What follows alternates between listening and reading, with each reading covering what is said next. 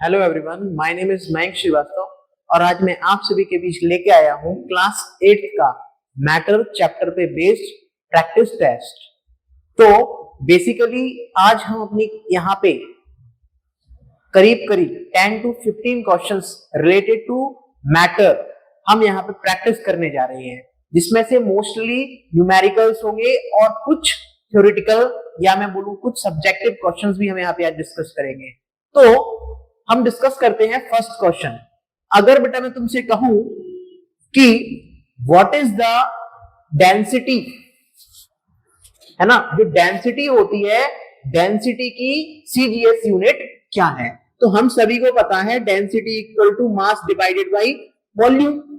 अब अगर तुमसे कोई बोले कि इसकी सीजीएस यूनिट बताओ या ऐसा ही बताओ, पहले हम सीजीएस की बात करेंगे। तो अगर सीजीएस अगर मुझे बतानी होगी तो मास की क्या होती है यूनिट?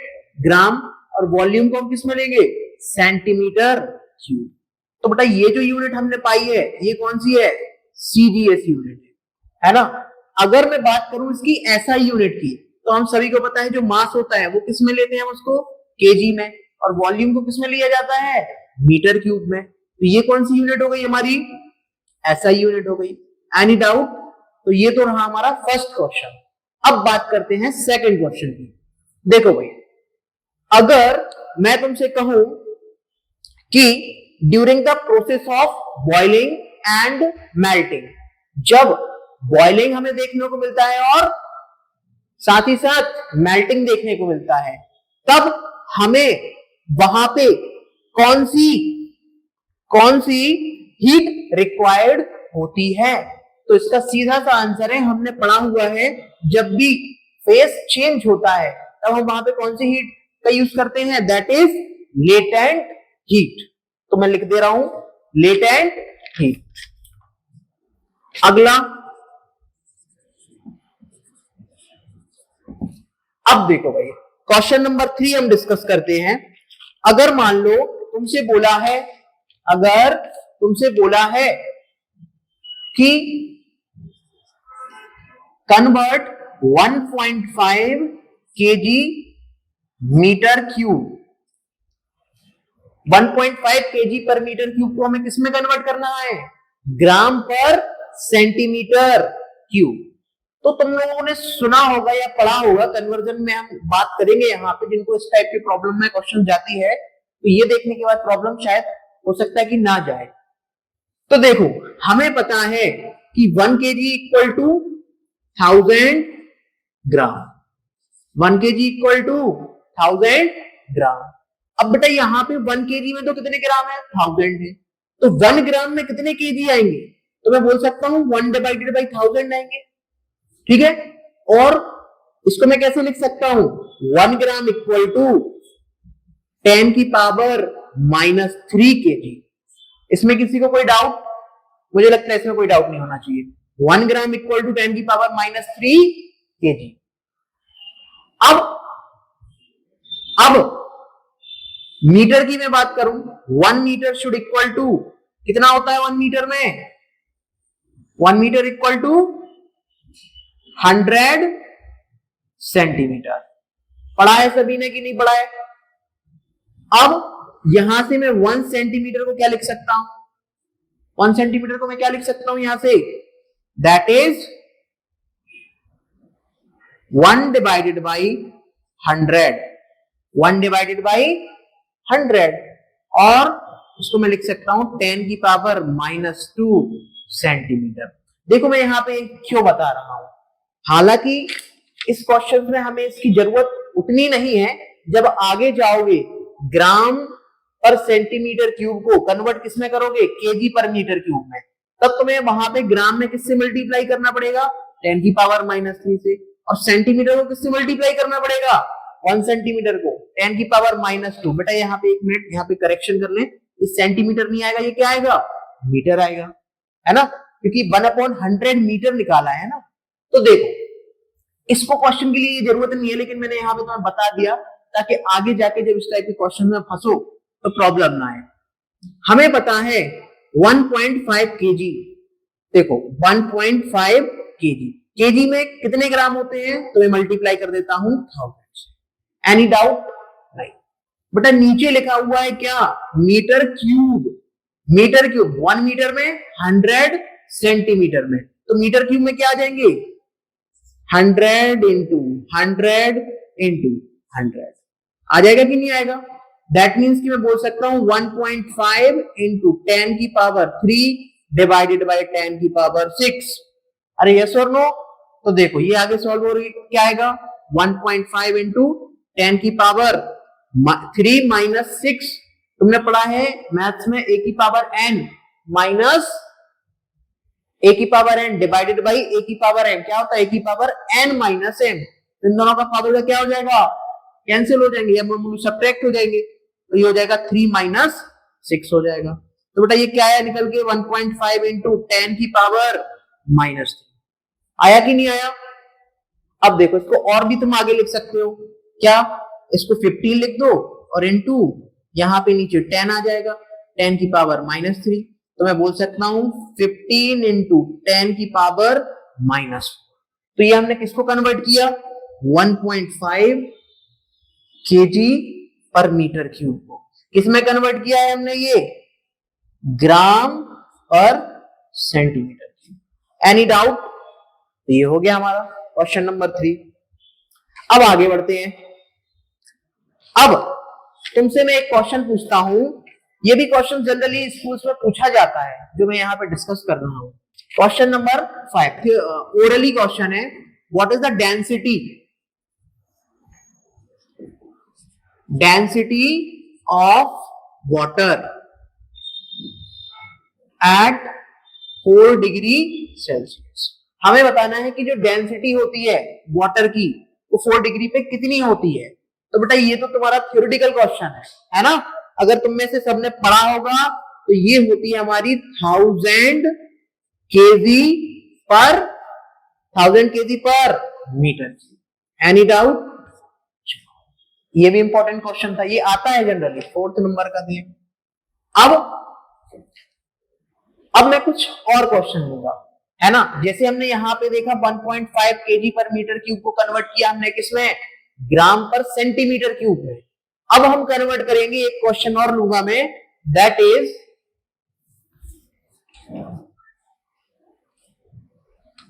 5th नंबर का, convert 5 gram centimetre cube in kilogram पर मीटर क्यूब।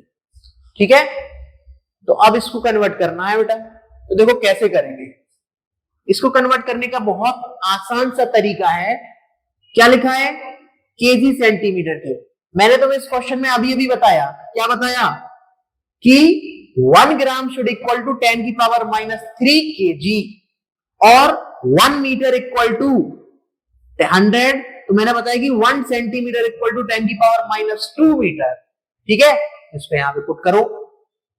देखो 5 ग्राम पर सेंटीमीटर क्यूब, बेटा ग्राम 5 ग्राम है तो 5 के साथ किसका मल्टीप्लाई कर लो, क्या बताया मैंने, 10 की पावर माइनस 3 का बताया, और डिवाइडेड बाई सेंटीमीटर क्यूब है। यहां पे 1 सेंटीमीटर था तो 10 की पावर माइनस 2 था, लेकिन इसका क्यूब करेंगे तो 1 सेंटीमीटर का क्यूब करेंगे तो क्या जाएगा, 10 की पावर माइनस 6 मीटर। अरे यस और नो? यस। यहां पे वैल्यू पुट करो, सेंटीमीटर क्यूब की जगह हम क्या रखेंगे, 10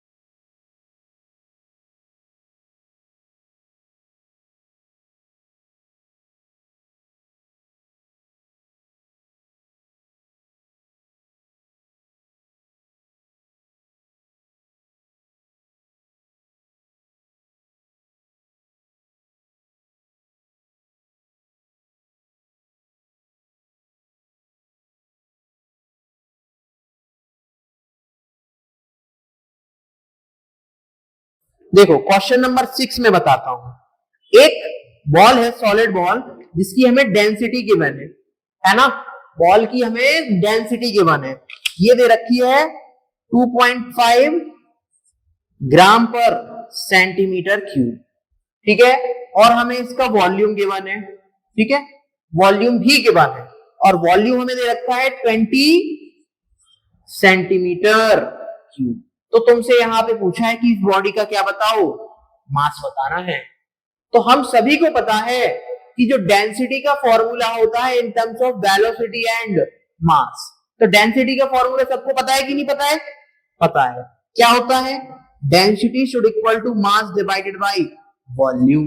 बेटा डेंसिटी, एक चीज यहां पे देखो, सारी की सारी जो यूनिट है वो सीजीएस में दे रखी है, तो हमें यहाँ पे कन्वर्ट करने की कोई आवश्यकता नहीं है ना। तो डेंसिटी की वैल्यू रखो, यहाँ पे पुट करो, डेंसिटी दे रखी है 2.5 should equal to, mass find करना है तो मास तो ऊपर आएगा, और वॉल्यूम हमें दे रखा है 20 दे रखा है ना।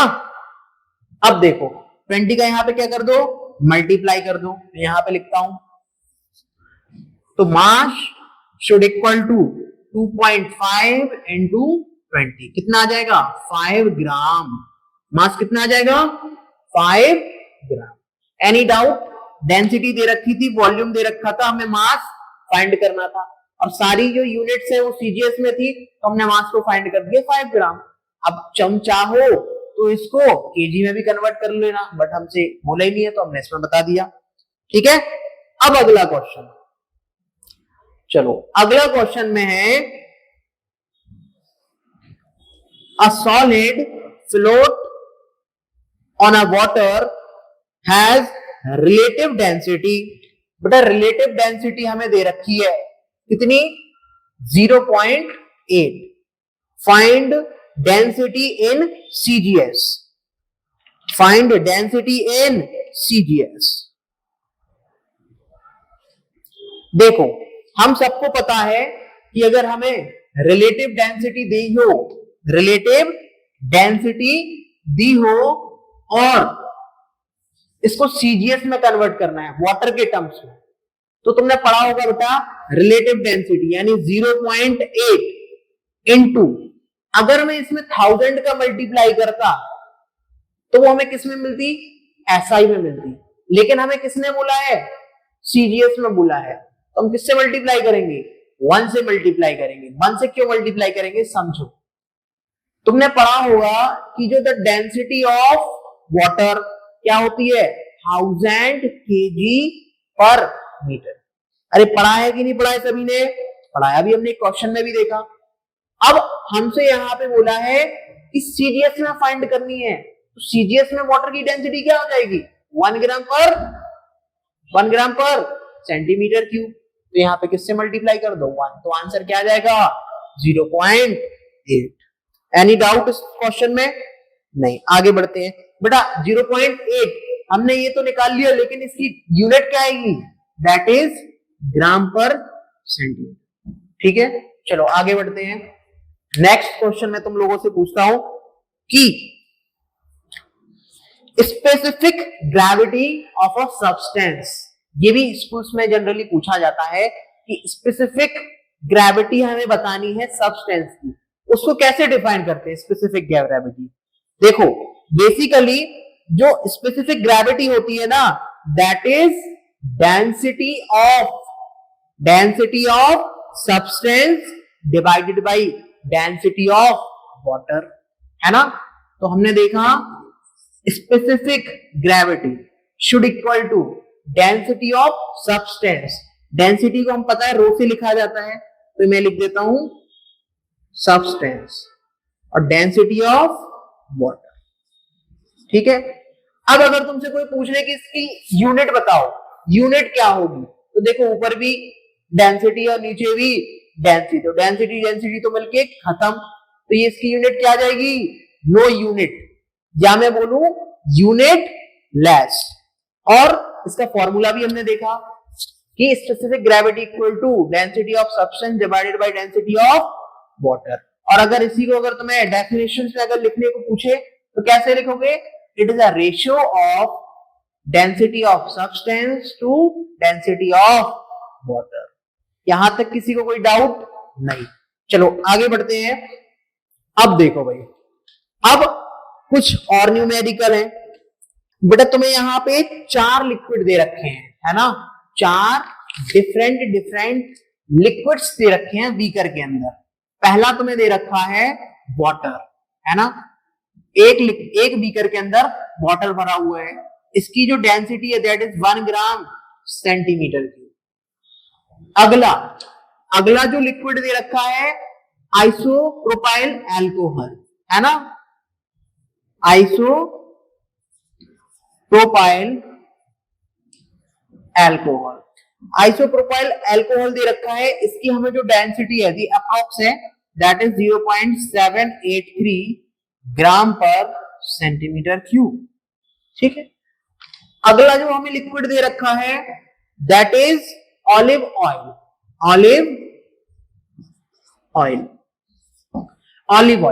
और इसकी जो हमें डेंसिटी दे रखी है दैट इज 0.9 ग्राम पर सेंटीमीटर क्यूब। और फोर्थ जो हमें दे रखा है लिक्विड दैट इज मिल्क, और इसकी जो हमें डेंसिटी है अप्रोक्सीमेट 1.03 ग्राम पर सेंटीमीटर क्यूब। ये बेटा 4 डिफरेंट तरह के लिक्विड हैं जो डिफरेंट बीकर में रखे हुए, ठीक है, डिफरेंट बीकर के अंदर रखे हुए हैं। अब क्वेश्चन सुनो, एक हमने रेक्टेंगुलर स्लैब लेके आए, है ना, एक ऑब्जेक्ट समझ सकते हो, स्लैब समझ सकते हो, और उसकी जो डेंसिटी है वो हमें दे रखी है 0.91 ग्राम पर सेंटीमीटर क्यूब, है ना। एक दूसरा ऑब्जेक्ट हम लेके आए जिसकी हमें डेंसिटी दे रखी है 0.91 ग्राम पर सेंटीमीटर क्यूब। हमने क्या किया, क्वेश्चन समझो बेटा, पहले इस वाले कंटेनर में डाला ये ऑब्जेक्ट, फिर इस वाले में डाला, फिर इस वाले में, और फिर लास्ट में। समझ में आया क्वेश्चन? वो जो ऑब्जेक्ट हम लेके आए उसको वाटर में, आइसोप्रोपाइल में, ऑलिव ऑयल में और मिल्क में। तो तुमसे क्वेश्चन में पूछा है कि किस लिक्विड में the object will be shrink, है ना, इन सब में से, चारों में से किस वाले बीकर के अंदर या किस वाले लिक्विड में ऑब्जेक्ट जो है हमारा शिंक हो जाएगा। तो इसके लिए तुमने एक चीज जरूर पढ़ी होगी, if the density of object, जो हम ऑब्जेक्ट लाए हैं, अगर उसकी density is more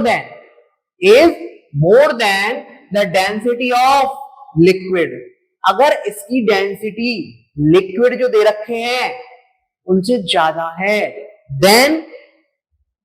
than the object will sink, है ना।